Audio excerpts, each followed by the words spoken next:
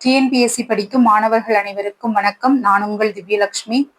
இப்போ நாம தமிழ் இலக்கண வகுப்புகள் ஒவ்வொன்றாக வரிசையாக பார்த்து கொண்டு வர்றோம்.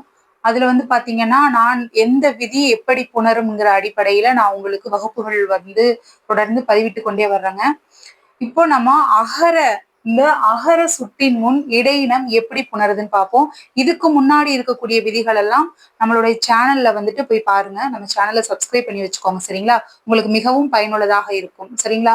ஏன்னா இனி வரக்கூடிய காலகட்டங்கள்ல கொஸ்டின் தன்மை ரொம்ப ரொம்ப கடினமாகத்தான் இருக்குது. அதுக்கு எப்படி படிக்கணுங்கிறத நான் உங்களுக்கு வழிநடத்தி எடுத்துட்டு போறேன், சரிங்களா?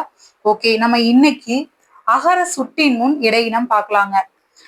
இந்த அகர சுட்டெழுத்து இது ஒரு சுட்டு எழுத்துங்க. ஆ என்பது என்னங்க? ஒரு சுட்டு எழுத்து.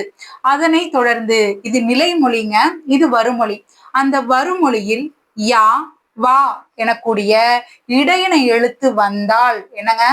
யா வா எனக்கூடிய இடையினை எழுத்து வந்தால் அங்கே வகர ஒற்று மிகும். என்னங்க? வகர ஒற்று மிகும். யா வா முன் வரினே வகரம் ஒற்றும். சரிங்களா? இந்த மாதிரி ஒவ்வொரு விதியுமே நான் உங்களுக்கு லைனா சொல்லி கொடுத்துட்டே வர்றேன். உங்களால பின்னாடி முழுவதுமாக விதிகளை நோட்டிபிகேஷன் விட்டதுக்கு அப்புறமா படிக்க முடியாது, சரிங்களா?